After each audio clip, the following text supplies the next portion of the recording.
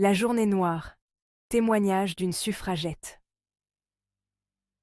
Il est tôt ce matin du 18 novembre 1910, et déjà, je sens l'angoisse qui me noue l'estomac. À 9 heures, nous nous rassemblons près du Parlement, serrés les unes contre les autres sous le ciel gris de novembre. Nos visages sont calmes, mais nos cœurs battent fort. Nous sommes 300 femmes, venues de tous horizons, chacune prête à défendre le droit de vote que nous réclamons depuis si longtemps. Aujourd'hui, je suis là avec Sophia Duleep Singh, cette princesse au sang indien qui a renoncé au confort de la royauté pour se joindre à notre lutte. Je n'oublierai jamais son visage résolu et son regard de feu.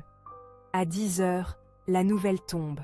Le Premier ministre Herbert Asquith a de nouveau refusé de recevoir notre pétition. Nous avions pourtant l'espoir qu'il écouterait enfin notre voix, qu'il respecterait cette promesse.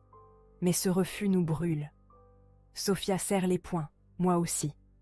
Nous décidons de marcher vers le Parlement, malgré les ordres de la police qui nous demandent de nous disperser.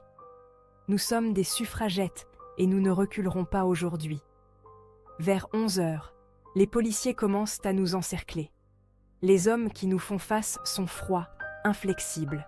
Ils nous interdisent d'avancer et exigent que nous retournions chez nous. Mais comment pourrions-nous abandonner maintenant ? Je vois les visages de mes sœurs suffragettes. Elles sont prêtes, leurs regards sont déterminés. Nous levons la tête et scandons ensemble « Vote for Women ».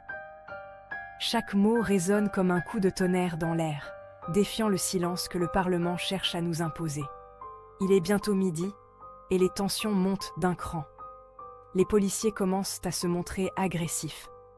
Certains nous poussent violemment. Leurs mains s'agrippent à nos manteaux, à nos chapeaux. Leurs regards sont durs. Je sens la poigne d'un homme sur mon bras. Il serre si fort que j'en ai mal. Derrière moi, une femme est jetée au sol. C'est là que je comprends. Aujourd'hui, nous ne faisons pas face à des gardiens de l'ordre, mais à une force qui cherche à nous écraser. Pourtant, personne parmi nous ne flanche. À 13 heures, nous tentons à nouveau de passer, formant une chaîne humaine. Mais la violence s'intensifie. Des policiers tirent violemment sur les femmes, les jettent contre les pavés avec une brutalité inouïe. Des cris fusent, des femmes pleurent, d'autres hurlent de douleur. Sophia est frappée au visage. Elle trébuche, mais se relève aussitôt, le regard défiant. Je suis bouleversée, mais en voyant sa détermination, je trouve le courage de continuer. Ce n'est pas le moment de renoncer.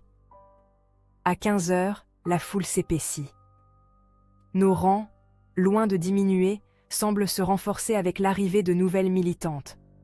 Les hommes nous ignorent ou nous regardent avec mépris, certains ricanent en nous voyant nous battre. Mais cela n'atteint plus aucune d'entre nous.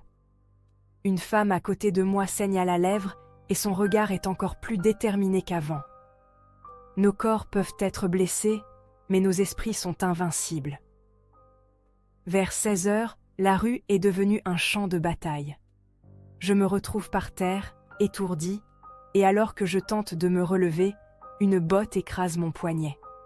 La douleur est vive, mais une main amie me soulève.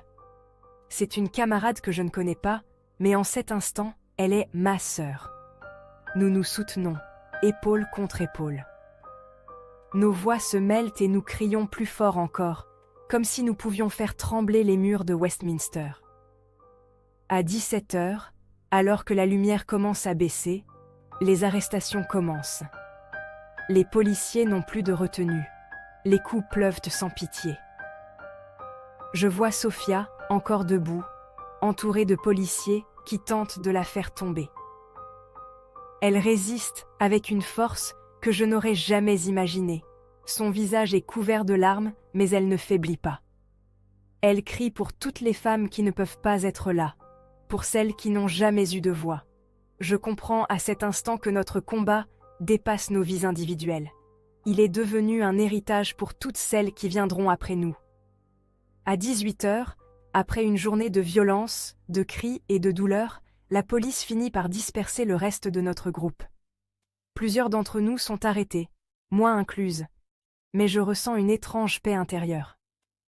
Cette journée restera gravée dans ma mémoire comme un symbole de notre détermination inébranlable. Nous avons subi des violences terribles, nous avons été humiliés, frappés, traînés au sol, mais nous avons prouvé une chose, rien ni personne ne peut nous réduire au silence. Message pour les générations futures. Aujourd'hui, alors que je repense à cette journée, je veux dire à toutes les femmes qui entendront cette histoire, ne laissez jamais personne éteindre cette flamme en vous. Nous avons souffert, nous avons lutté, mais nous avons semé les graines d'un avenir où chaque femme pourra vivre librement, pourra revendiquer ses droits sans peur. Ne perdez pas ce que nous avons acquis.